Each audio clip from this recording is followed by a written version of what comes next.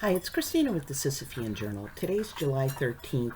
Our anniversary is a rather gruesome body disposal from a criminal abortion death, and I'll link to it below. But I wanted, again, to provide you with something new. So I'm going to take a little bit of an exchange that I had, and I'll link to the video. Choice for Two did a satire video, Motherhood Sucks, in which a woman holds a baby and talks about what a dreadful, horrible thing it is to have a baby and how it just ruins your life and you have no more happiness. And a fellow called James, TZ8XC, so I'm just going to call him James, said, "I'd rather live in a society where motherhood is a choice than a punishment." And I said, I have not the pleasure of understanding you. In what context is motherhood a punishment? And you have to understand, motherhood as a punishment is an idea that is utterly alien to pro-lifers. We like babies. We think babies are amazing. We think babies are an inherently positive thing. They're a blessing to the world. And if the mother is not in a situation where she can nurture this blessing, then you allow somebody else to nurture this blessing. That if you will excuse the comparing it to an inanimate object, it's as though you inherited a beautiful Renoir painting and you don't happen to like Renoir, so instead of donating it to a museum where other people can get joy from it, you slash it to bits with a razor blade. You take something that's inherently beautiful and destroy it because it just isn't to your taste. It's a totally alien concept to view babies as punishment. So the person responds, "Dude," I'm not a dude, but I don't mind being called dude because I have a non-gendered profile. You seriously can't think that motherhood can be forced?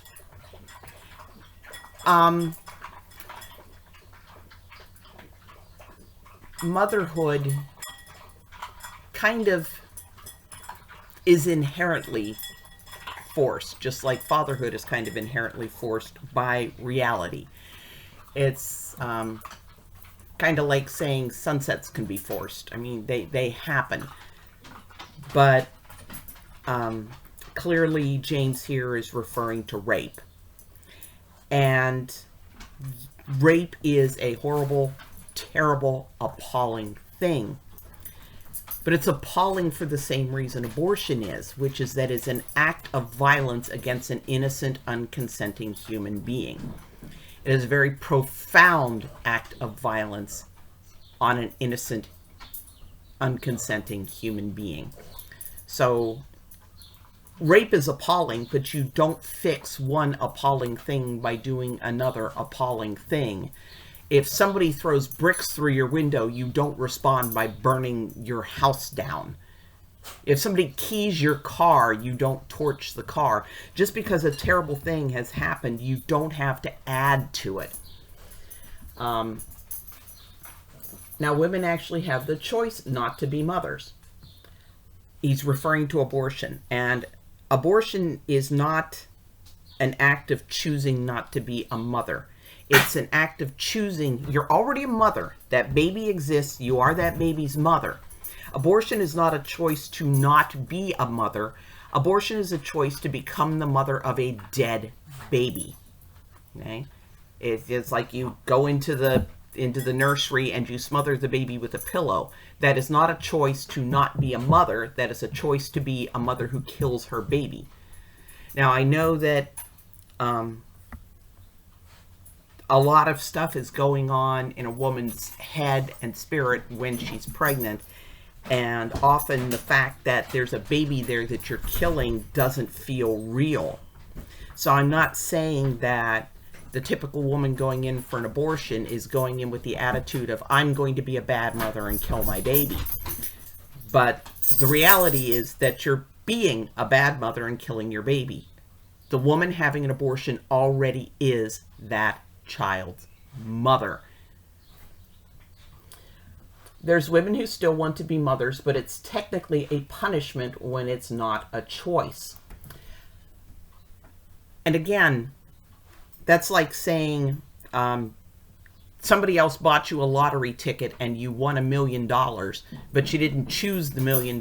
So now the kind of problems that go with coming into a lot of money unexpectedly are a punishment. It's not a punishment.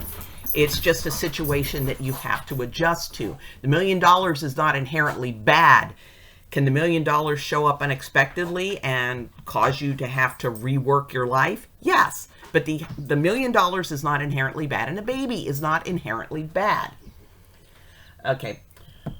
Women can die from giving birth to unwanted children or wanted children, which is true. I mean, it's become more and more rare.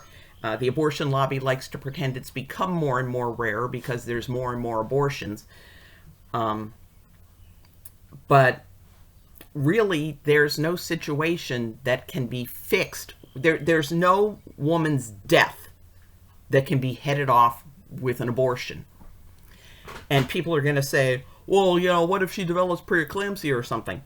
Yeah, I mean, my best friend had to have 3 pregnancies terminated because of threat to her life. The babies were delivered by emergency C-section. Nobody took the time to stop and kill them first, or, you know, turn this into a hysterotomy abortion by, instead of sending the baby to the NICU, throwing it in a bucket and drowning it. You can end a life-threatening pregnancy without deliberately taking steps to kill the baby. Even if you're, you know, a case like Rick Santorum's wife, where she developed a life-threatening infection at 19 weeks when the baby had no chance of surviving. To save her life, it wasn't necessary to reach in with instruments and, you know, poke holes in her uterus so the infection gets into her bloodstream. They induced labor and delivered the baby. That's not an abortion. That's a premature delivery. You're taking steps to save the mother's life, and the baby's death is an unfortunate side effect of that. But there's never a necessity to be reaching in with forceps and yanking another human being to bits. That's never going to save the woman's life. It's possible you know that you'll die from giving birth from a specific way, but still forced to. I don't understand that. A child going to an adoption center isn't going to give the child a good life either. That's like saying that rescuing somebody from a burning building isn't necessarily going to give them a good life. No, their life might suck after they got rescued from the burning building. You know, maybe their house burned down and they lost everything and they're having to start over from scratch, and, you know, maybe even loved ones died in the fire and they're going to go through a rough time. But you wouldn't argue that firefighters should leave people in the burning building or just go in and shoot them because their lives might be extremely difficult after this fire. You know, my neighbor's house burned down. His 2 children died, but his wife escaped. You know, she managed to get out and call the fire department, but the children died.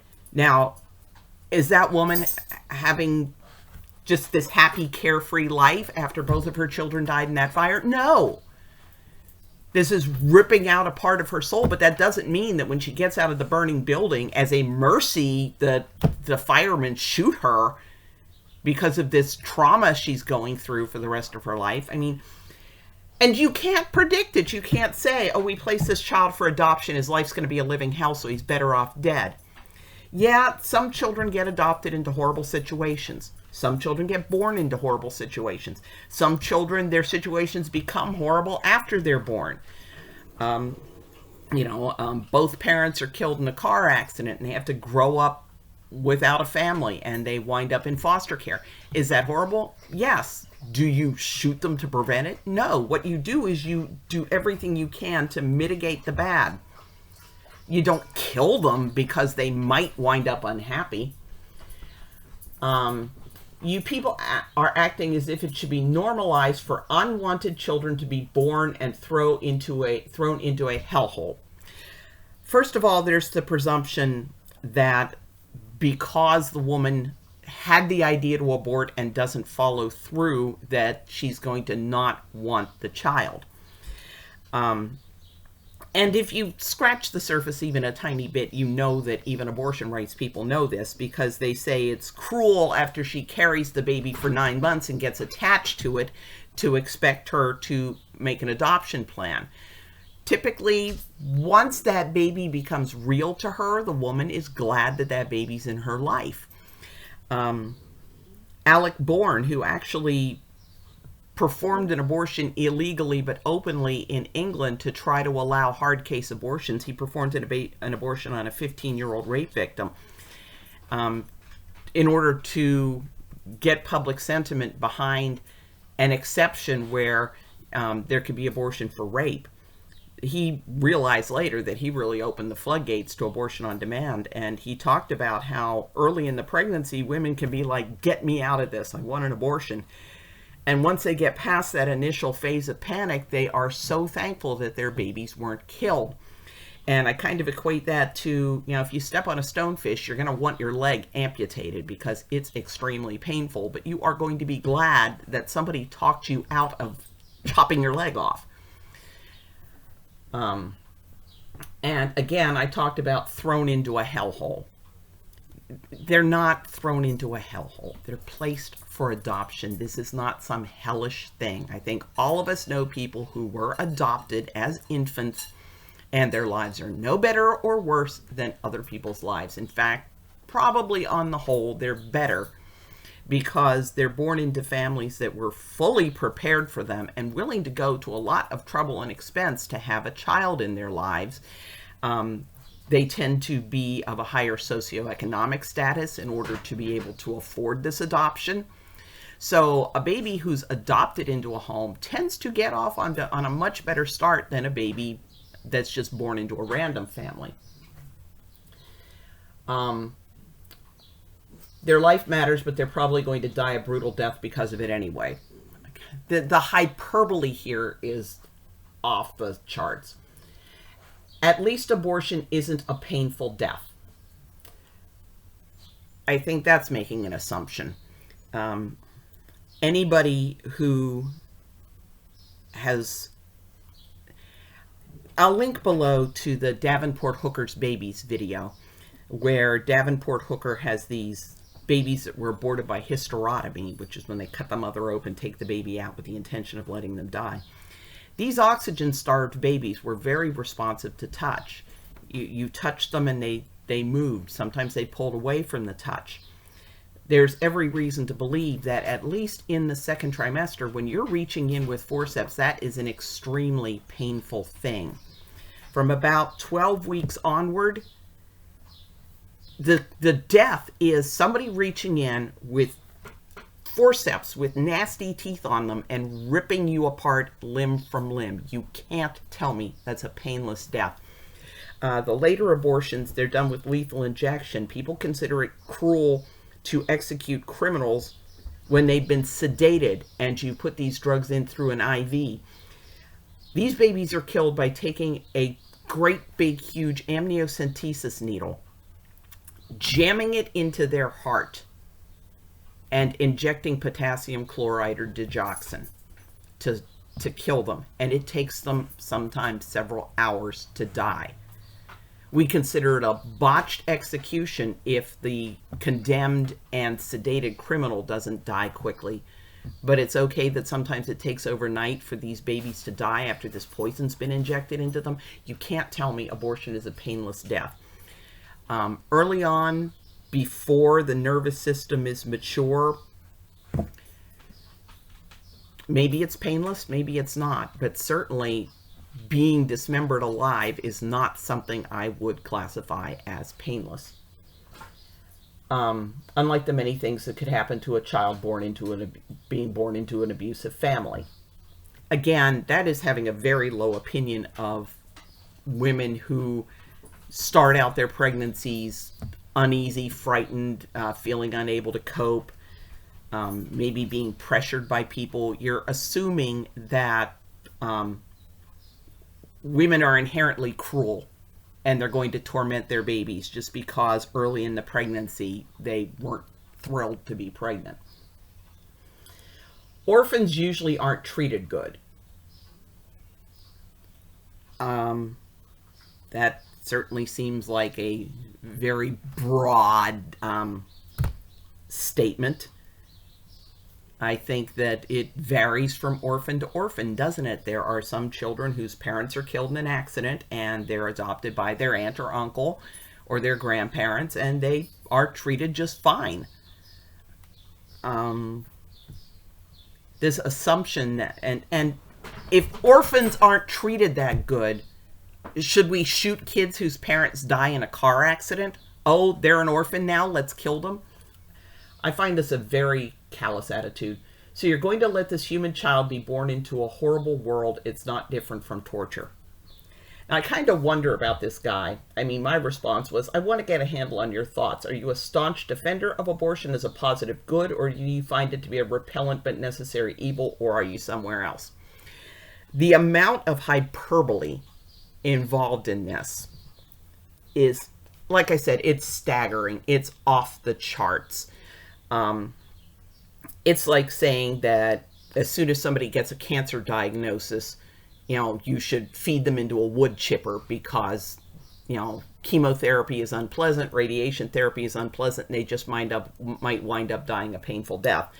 Never mind that, a lot of people, they get their cancer treated early and they come to be glad they've got their life. Some people, the cancer treatment's more horrific than others. But we don't take the fact that a cancer diagnosis means there's unpleasantness and sometimes horror and death down the road. You don't just throw all cancer patients into a wood chipper to spare them that. So yeah, some kids are born into horrible circumstances, but the answer to that is to mitigate the horrible circumstances, to take them out of the horrible circumstances, to make their lives better, not to kill them because you can't be freaking bothered. And there's my